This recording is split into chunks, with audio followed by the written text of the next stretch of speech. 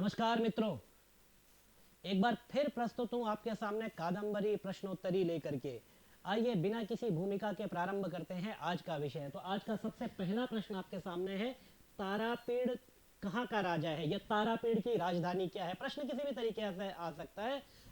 तारापीड़स्य राजधानी का और तारापीडः कस्याः नगर्याः राजा वर्तते या अस्ति, इस तरह से आपको प्रश्न पूछा जा सकता है। तो उत्तर होगा आपका उज्जैनी। उज्जैनी का राजा था तारापेड़। दूसरा प्रश्न है, तारलिका किसकी सहचरी है। तो तारलिका जो सहचरी है वह है महाश्वेता की। महाश्वेता कादम्बरी कथा की सहनायिका है। तो आपको ये भी ध्यान में रखना है, ये भी प्रश्न आया है पीछे। धन संपत्ति का भयंकर मद कब तक शांत नहीं होता। तो धन संपत्ति का जो भयंकर मद है, शुक्राशोपदेश में जो कादंबरी के अंतर्गत है पठित है, उसमें कहा गया है कि अंतिम अवस्था तक धन संपत्ति का भयंकर मद शांत नहीं होता है। ठीक है, अगला प्रश्न है, पत्रलेखा किसकी पुत्री है। तो कुलूताधिपति या कुलूतेश्वर, ठीक है, कुलूताधिपति या फिर कुलूतेश्वर की जो पुत्री है वह पत्रलेखा है। आइए आगे आगे बढ़ते हैं अगले प्रश्न की तरफ। बहुत ही जल्दी जल्दी प्रश्न करेंगे क्योंकि 50 प्रश्न हमारे पास है जो हमें आज पूरे करने हैं। तो इसीलिए जो है थोड़ा जल्दी जल्दी चलेंगे, आज समय ज़्यादा नहीं लगाएंगे। आइए अगला प्रश्न है, पत्रलेखा किसकी पुत्री है। तो वही कुलाधिपति या कुलूतेश्वर की पुत्री है पत्रलेखा। पत्रलेखा पूर्व जन्म में कौन थी। तो रोहिणी, याद रखना है आपको। पत्रलेखा पूर्व जन्म में कौन थी, रोहिणी। चांडाल कन्या पूर्व जन्म में क्या थी, लक्ष्मी। तो इस तरह से ये सारे के सारे किसका पहला जन्म क्या था, किसका बाद का जन्म क्या है, ये तथ्य आपको ध्यान में रखने हैं। तभी आपको कादंबरी के जो प्रश्न है पूरी तरह से आप उसके लिए तैयार हो पाएंगे। आइए आगे बढ़ते हैं। पारिजात पल्लव से लक्ष्मी क्या ग्रहण करती है। पारिजात पल्लवेभ्य रागम कौस्तुभमणि रतिनैष्ठुर्यम। तो पारिजात पल्लवेभ्य रागम, लक्ष्मी जो है पारिजात के पल्लवों से राग राग को जो है ग्रहण करती है। आइए आगे बढ़ते हैं अगले प्रश्न के लिए। अगला प्रश्न आपके सामने है, पुंडरीक के पिता का क्या नाम है। पुंडरीक के पिता का क्या नाम है। तो उत्तर है आपका श्वेत केतु। पुंडरीक के माता पिता का क्या नाम है, लक्ष्मी और श्वेत केतु। पुंडरीक के पिता का नाम तो यहाँ पर आ गया। अब माता का नाम क्या है, तो लक्ष्मी। माता का नाम लक्ष्मी, पिता का नाम श्वेत केतु। ये लक्ष्मी ही जो है अगले जन्म में चांडाल कन्या बन करके राजा शूद्रक के दरबार में शुक को लेकर के जाती है। ठीक है, इसके बाद आइए अगला प्रश्न है, प्राचीनतम गद्य का उदाहरण कहाँ मिलता है। कृष्ण यजुर्वेद तैत्तिरीय संहिता में। याद रखेंगे, पहले भी यह प्रश्न आ चुका है, इसका मतलब यह रिपीटेड क्वेश्चन है। तो जो रिपीटेड क्वेश्चन है उसको आपको विशेष ध्यान देना है। कुछ तो उसमें विशेष होगा, कुछ तो उसका महत्व होगा कि प्रश्न आपसे बार बार पूछा जा रहा है। तो प्राचीनतम गद्य का जो स्वरूप प्राप्त होता है वो यजुर्वेद की कृष्ण यजुर्वेद की तैत्तिरीय संहिता में प्राप्त होता है। आइए अगले प्रश्न की तरफ आगे बढ़ते हैं। हाँ जी, क्या कह रहे हैं। अच्छा, अरे हमारे मुख पर लाइट है कि नहीं है उसको बस सोचिए। हमारा मुखमंडल प्रकाशित होगा यदि आपका विषय तैयार होगा। मैं आपको यहाँ पर विद्वान बनाने के लिए नहीं आया हूँ, मैं सिर्फ आपको परीक्षा में किस तरह से लाभ होगा आपको वह लाभ दिलाने के लिए आया हूँ। विद्वान बनाने के लिए कभी आपके साथ में बैठेंगे, जो बाकी कक्षाएं होती है उनमें आप आकर के बैठिए, तो पंक्ति शाह उसमें पढ़ाया जाता है, वहाँ आप विद्वान बनेंगे। आइए आगे बढ़ते हैं। प्राचीनतम गद्य का उदाहरण कहाँ मिलता है, ये प्रश्न हमने कर लिया है। प्रीतिकूट किस नदी के तट पर था। तो हिरण्यवाह या शोण नदी के तट पर प्रीतिकूट था। याद रखेंगे, प्रीतिकूट बहुत बार पूछा जाता है। तो प्रीतिकूट हिरण्यवाह या शोण नदी के तट पर था। बाण की पत्नी किसकी बहन थी। तो बाण की पत्नी जो बहन थी वह थी मयूर भट्ट की। मयूर भट्ट वो है जिन्होंने सूर्य शतकम की रचना की है। तो बाण की पत्नी मयूर भट्ट की बहन थी। मयूर भट्ट वो थे, फिर से रिपीट कर रहा हूँ, जिन्होंने सूर्य शतकम की रचना की है। आगे बढ़ते हैं। बाण की बहन का क्या नाम था, मालती। बाण की बहन का नाम था मालती। इधर से आ जाता हूँ, इधर से ठीक रहेगा, ठीक है। बाण की बहन का नाम था मालती। बाण के पिता कितने भाई थे, 11 भाई थे। बाण के पिता 11 भाई थे। इधर भी तो होगा। आइए आगे बढ़ते हैं अगले प्रश्न की तरफ। बाण के पूर्वजों का निवास कहाँ था। बाण के पूर्वजों का निवास कहाँ था। तो बाण के पूर्वजों का निवास प्रीतिकूट नामक ग्राम में था। बाण के जो पूर्वज थे वह प्रीतिकूट नामक गांव में रहते थे। बाण के लिए बाणी वाणो बभूव, यह किसने कहा है? तो गोवर्धन आचार्य ने ऐसा कहा है। बाण की जितनी भी प्रशस्तियां हैं, बाण के लिए जितने भी श्लोक हैं, ये सभी आपको याद कर लेने चाहिए। हमारे पास भी एक वीडियो है जिसमें ये सब की सब बातें की गई है, आप उस वीडियो को भी देख सकते हैं। और प्रायः कादंबरी के या प्रश्नोत्तरी के जितने भी वीडियो हैं, कहीं ना कहीं हमने इस विषय को लेकर के बार बार बात की है, तो उसमें भी आप इसको देख सकते हैं। बाण भट्ट का वंश किससे प्रारंभ होता है? तो बाण भट्ट का वंश किससे प्रारंभ होता है, इसका हम उत्तर देखेंगे। आप लोग उत्तर देना चाहें तो दे सकते हैं। दधीच तथा सरस्वती के पुत्र से, दधीच तथा सरस्वती के पुत्र से। इस क्वेश्चन को नोट कर लीजिए साथ साथ, बहुत ही ज़्यादा इंपॉर्टेंट क्वेश्चन है, बार बार पूछा जाता है कि बाण का वंश कहाँ से प्रारंभ होता है, तो दधीच तथा सरस्वती के पुत्र से।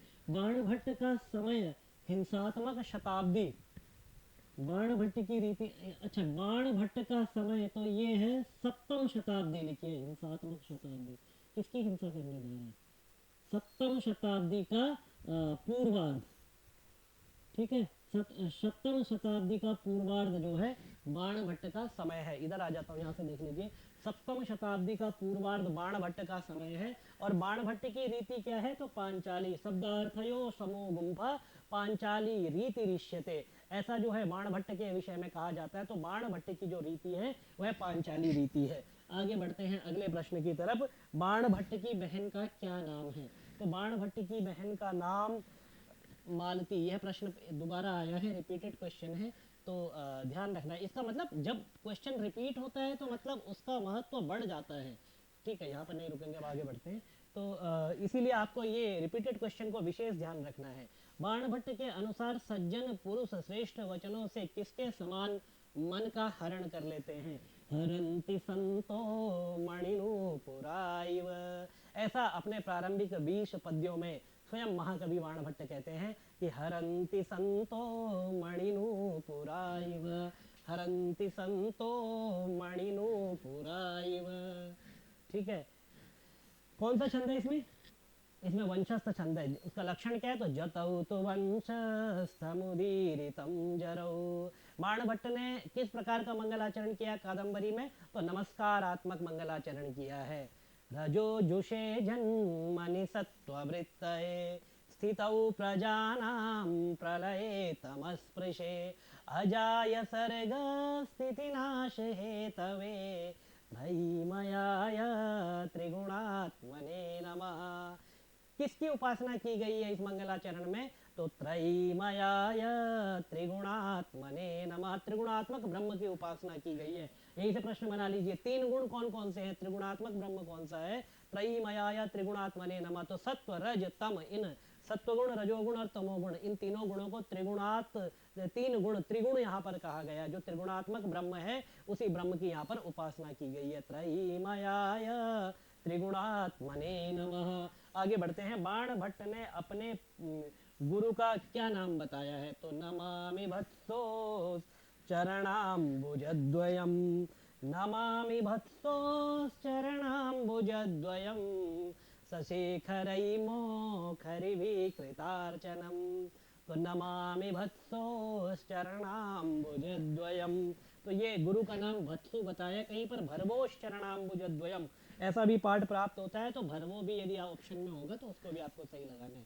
हाँ, भरवो और भत्सु दोनों होंगे तो भत्सु लगाना है, लेकिन कहीं पर यदि भत्सु नहीं है, केवल भरवो दिया है, तो भरवो को ही आपको सही उत्तर लगाना है। आइए आगे बढ़ते हैं। बाण भट्ट किस संप्रदाय को फॉलो करते थे, किस संप्रदाय के उपासक थे? तो शैव संप्रदाय के उपासक थे। और जो शैव संप्रदाय के उपासक होते हैं वे भगवान शिव के उपासक होते हैं। तो बाण भट्ट प्रायः जितने भी कवि थे सभी जो है भगवान शिव के उपासक थे। स्वयं किरातार्जुनीयमकार, जिन्होंने किरातार्जुनीयम लिखा है, किरात वेशधारी भगवान शिव का स्तवन किया है, उनको स्मरण किया है। तो भारवी भी शैव थे। महाकवि कालिदास ने पद पद पर भगवान शिव के स्तुति की है और अपने नाटकों में जगतः पितरौ वंदे पार्वती परमेश्वरौ, चाहे इस प्रकार से हो या फिर प्रत्यक्षाभिप्रपन्नास्तनुभीरतुवस्ताभिरष्टाभिरीशा, इस प्रकार से उन्होंने महादेव की स्तुति समय समय पर की है। तो और बाण भट्ट के विषय में हम पढ़ ही रहे हैं कि वो शिव भक्त हैं। तो 3 जो कवि हैं, भारवी, बाण और महाकवि कालिदास, या महाकवि कालिदास, बाण और भारवी, इस क्रम में लेकर के चलिए, ये शिव के उपासक हैं। ठीक है, शिव के उपासक थे। बाणस्तु पंचानन किसके द्वारा कहा गया है? बाणस्तु पंचानन श्री चंद्रदेव। इसके लिए फॉर्मूला बना लीजिए, बा प च, बाणस्तु पंचानन चंद्रदेव, बापच, ऐसे बना लीजिए। तब ये ऐसे नहीं, आप बहुत आसान है, बाणस्तु पंचानन चंद्रदेव ऐसे भी याद कर सकते हैं, लेकिन बापच ऐसे बना लेते हैं। तो बापच, बा लगा दो, उसके बाद पच, पच धातु का जोड़ दीजिए आगे, तो उससे क्या, बापच, च वाला चंद्रदेव को इंडिकेट करेगा, प पंचानन को करेगा, ब बाण को करेगा। इस तरह से फॉर्मूला बना करके आप इसको सदैव शाश्वत याद रख सकते हो। ये भी ब्रह्म की तरह हो जाएगा, आपके पास एक बार आ जाएगा फिर जाएगा नहीं, तो इसको ब्रह्म बना करके अपने पास रख लो। बिना मेदोदेश के गुरुत्व उत्पन्न करने वाला कौन है? गुरुपदेश। बिना दोष के ही जो गुरुत्व उत्पन्न कर दे, क्योंकि गुरुत्व जब आता है, गुरुत्व मतलब भारीपन, व्यक्ति के अंदर जब भारीपन आता है तो कहीं ना कहीं अहंकार, द्वेष आदि और भी उसमें भावों का जन्म ले सकता है। लेकिन बिना दोष के जो व्यक्ति के व्यवहार में गुरुता ले आए, व्यक्ति के व्यवहार में भारीपन ले आए, ऐसा क्या, ऐसी कौन सी चीज है जो ऐसा कर सकती है? तो गुरुपदेश। गुरुपदेश जो है व्यक्ति के व्यवहार में गुरुत्व को ले आता है। महापाप कितने हैं? तो महापापों की संख्या 5 बताई गई है। ठीक है, आगे बढ़ते हैं अगले प्रश्न की तरफ। आज का 75वां प्रश्न है हमारा, महाश्वेता का आश्रम कौन सा है? महाश्वेता का आश्रम तो आच्छोद सरोवर, महाश्वेता का आश्रम है आच्छोद सरोवर। और एक सरोवर की चर्चा आई है, बार बार प्रश्न पूछा जाता है कि कादंबरी में एक सरोवर की चर्चा आई है, उस सरोवर का नाम क्या है? तो सरोवर का नाम भी आपको ध्यान रखना है, आच्छोद सरोवर की चर्चा कादंबरी में की गई है। आगे आइए अगले प्रश्न की तरफ आगे बढ़ेंगे। थोड़ा जल्दी जल्दी प्रश्नोत्तरी कर रहे हैं क्योंकि प्रश्न अधिक हैं और समय जो है इतना ज़्यादा है नहीं, तो लाभ आपको ज़्यादा हो, यही हमारा ध्येय है। महाश्वेता की सहचरी का क्या नाम है? तरलिका। महाश्वेता की जो सहचरी है उसका नाम है तरलिका। याद रखेंगे इसको। ये जो सहनायिका, सहचरी, सेविका और तांबूल करंक वाहिनी, केयूरक, इन सब से कहीं ना कहीं प्रश्न अवश्य बनता है और पूछे भी जाते हैं, तो आपको ये प्रश्न हमेशा इनके उत्तर ध्यान रखने हैं। राजप प्रकृति में कौन सा समास है? राजप प्रकृति, राज्ञः प्रकृति इति राजप प्रकृति। तो राजप, राज्ञः, ये क्या है? षष्ठी विभक्ति है। ठीक है, षष्ठी विभक्ति होने के कारण यहाँ पर षष्ठी तत्पुरुष समास है। राजप प्रकृति कैसी होती है? विव्वला ही राजप प्रकृति। शुकनाशोपदेश में आता है विव्वला ही राजप प्रकृति। तो राजप प्रकृति कैसी होती है? राजप प्रकृति विव्वला होती है। आइए आगे बढ़ते हैं अगले प्रश्न के लिए। लक्ष्मी ने निष्ठुरता का गुण कहाँ से प्राप्त किया है? तो कौस्तुभ मणि रति नैष्ठुर्यम। कौस्तुभ मणि से जो है लक्ष्मी ने निष्ठुरता का गुण प्राप्त किया है। लक्ष्मी साधु भाव की क्या होती है? बध्यशाला, बध्यशाला साधु भावानाम, ऐसा शुकनाशोपदेश में शुकनाश चंद्रापीड़ को उपदेश देते हुए कहते हैं। ठीक है, और उसके बाद कहते हैं लक्ष्मी मदह शब्द कहाँ का है? तो अपरिणामोपशमो दारुणो लक्ष्मी मदः, अपरिणामोपशमो दारुणो लक्ष्मी मदः। ये जो शब्द आया है ये आया आपका शुकनाशोपदेश में। ठीक है, और आ जाइए वात्स्यायन वंश। वंश की बात कर रहे हैं, तो वात्स्यायन वंश में कौन ब्राह्मण हुए? कुबेर। कुबेर नामक ब्राह्मण वात्स्यायन वंश में हुए। यही बाण का भी वंश है। बाण के वंश में जो पूर्व पुरुषों में कुबेर का नाम आता है और इस वंश को वात्स्यायन वंश कहा जाता है। ठीक है, विट का क्या अर्थ होता है? विट का अर्थ होता है धूर्त। विट चेट शकार, याद रखना, विट चेट शकार। सबसे ज्यादा प्रयोग इनका मृच्छकटिकम में हुआ है। विदिशा किस नदी के किनारे स्थित है? तो विदिशा वेत्रवती नदी के किनारे स्थित है। याद रखेंगे विदिशा कहाँ स्थित है? तो विदिशा वेत्रवती नदी के किनारे स्थित है। वृक्ष किस सरोवर के निकट था? पंपा सरोवर के। पंपाभिधानम नाम सरह, पंपाभिधान का नामक जो है एक सर था। तो वृक्ष किसके सरोवर, कौन से सरोवर के निकट था? पंपा सरोवर के निकट था। पंपा पद्म सरोवर ऐसा लिखा गया है, तो पंपा सरोवर भी आता है तो वही उत्तर होगा, और पंपा पद्म आता है तो ठीक है, पंपा में आपने पद्म लगा दीजिए, उत्तर तो वही रहेगा, उत्तर नहीं बदल जाएगा। कमल का फूल खिलने से उत्तर थोड़ी बदल जाएगा। ठीक है, तो उसका उत्तर नहीं बदलेगा। वैशंपायन, वैशंपायन की माता का क्या नाम था? मनोरमा। वैशंपायन की माता का नाम मनोरमा, ये आप पढ़ेंगे कादंबरी कथामुख में। जब आप वैशंपायन जब अपनी कथा बताता है तो वहाँ पर अपनी माता का नाम भी बताता है। तो आप ये मनोरमा, उनकी माता का नाम और पिता का नाम दोनों आप वहाँ पर पढ़ेंगे कादंबरी कथामुख में। आइए आगे बढ़ते हैं। अच्छा आगे, वैशंपायन को किसने पानी पिलाया? तो वैशंपायन को पानी महर्षि जाबाली के पुत्र हारीत ने पिलाया था। जब उसने देखा कि ये जो शुक शावक है ये कहीं अपने घोंसले से नीचे गिर करके यहाँ पर पड़ा हुआ है, यदि इसको इस समय उठाया नहीं गया तो ये जो है अपने प्राण त्याग देगा। तो दयावश हारीत ने, जो कि महर्षि जाबाली का पुत्र था, उसने उसको सरोवर के निकट ला करके रख दिया, जिससे कि उसने पानी पी लिया और फिर वही उसको अपने आश्रम में लेकर के गया। आइए आगे बढ़ते हैं। वैशंपायन को किस आश्रम में लाया गया? जाबाली ऋषि के आश्रम में लाया गया। अभी अभी आपको मैंने ये प्रसंग बताते हुए भी बताया था, जाबाली ऋषि के आश्रम में। वैशंपायन को किसने उठाया? तो एक ही बात है, वैशंपायन को उठाया हारीत ने। हारीत की ही बात चल रही थी अभी तक। वैशंपायन को घोंसले से नीचे किसने गिराया था?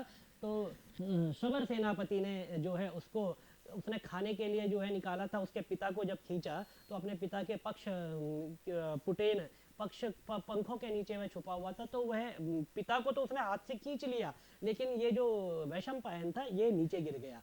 तो इसलिए इसके और नीचे जो सूखे पत्ते थे उसके नीचे ये नीलीन हो गया और इसके प्राणों की रक्षा हो गई। लेकिन अपने पिता को इसने वहाँ पर प्राण त्यागते हुए देखा था।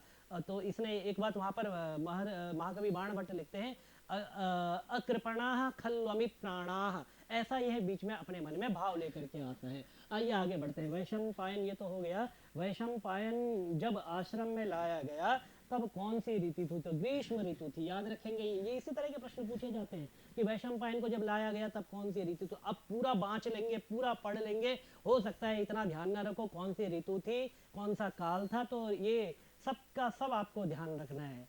हाँ तिवारी जी सही कह रहे हो, ऋतु सुदर्शन काल ऐसा बोलते हैं ना। तो ऋतु, सुदर्शन और काल, तीनों चीज आपको ध्यान रखनी है। चलिए आगे बढ़ते हैं अगले प्रश्न की तरफ। वैशंपायन पूर्व जन्म में क्या था? तो वैशंपायन पूर्व जन्म में पुंडरीक था। आइए अगले प्रश्न की तरफ आते हैं। शबर सेनापति, शबर सेनापति तो युवा शबर सेनापति ऐसा आता है, युवा शबर सेनापति। ठीक है, शबर के चले जाने पर शुक को किसकी अनुभूति हुई?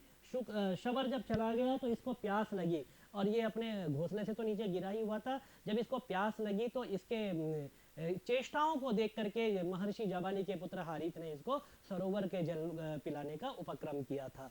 ठीक है आगे बढ़ते हैं। शुक का नाम क्या था? शुक का नाम, सारी कथा बता दी, फिर पूछते हैं शुक का नाम क्या था? तो वैशंपायन था। ठीक है, शुक किस वृक्ष पर रहता था? शाल्मली वृक्ष पर। अब शाल्मली वृक्ष का वर्णन भी जो है पूरी तरह से गद्य में आया है ये कथामुख में, तो उसको भी आपको देखना चाहिए। क्वेश्चन नंबर 97, तो शुक साबर की दृष्टि से कैसे, शुक शबर की दृष्टि से कैसे बचा? शाल्मली वृक्ष की जड़ों में छिपकर, तो वहाँ कुछ सूखे पत्ते थे, कुछ तृणगुल्म थे जिसके नीचे यह छुप गया और शबर सेनापति इसको देख नहीं पाया और इसके प्राणों की रक्षा हो गई थी। ठीक है, अगले प्रश्न की तरफ आगे बढ़ते हैं। आज का हमारा अगला प्रश्न है, ये रहा आपकी स्क्रीन पर। शुकनाशोपदेश में उपदेश कौन देता है? तो शुकनाश उपदेश, तो शुकनाश, ठीक है, शुकनाश देता है, क्या देता है? उपदेश। ठीक है, उपदेश देता है, गुण संधि हो गई तो शुकनाशोपदेश, तो शुकनाश यहाँ पर उपदेश देता है। क्वेश्चन आज का जो है 99 और क्वेश्चन 99th क्वेश्चन है, शुकनाश किसे उपदेश देता है? तो तात चंद्रापीड़, ऐसा ही प्रारंभ होता है ना शुकनाशोपदेश, तात चंद्रापीड़ तेना अल्पमपि उपदेष्टव्यम, तुझे थोड़ा सा भी उपदेश देने की आवश्यकता नहीं है, तो सब कुछ जानता है फिर भी सुन ले, ऐसा शुकनाश कहते हैं। तो चंद्रापीड़ को शुकनाश के द्वारा चंद्रापीड़ को यह उपदेश दिया जाता है, इसीलिए इसका नाम शुकनाशोपदेश है। शुकनाशोपदेश किस ग्रंथ का अंश है? तो शुकनाशोपदेश बताइए भाई किस ग्रंथ का अंश है? निसंदेह है कादंबरी का ये एक अंश है, कादंबरी के अंतर्गत ही शुकनाशोपदेश पठित है। तो मित्रों आज हमने ये जो है अभी 50 प्रश्नों की एक श्रृंखला को पूरा कर लिया है। आगे किस तरह के प्रश्न होंगे, क्या होंगे इसके आगे, क्योंकि हमारे पास प्रश्नों की कमी नहीं है, अभी हम और प्रश्न आपके लिए लेकर के आएंगे। तो बने रहिए, और जैसे ही अगली वीडियो आपको प्राप्त होगी प्रश्नों की, तो आप सब फिर उसको देखें, उसका आनंद लें और अपने मित्रों तक शेयर करें।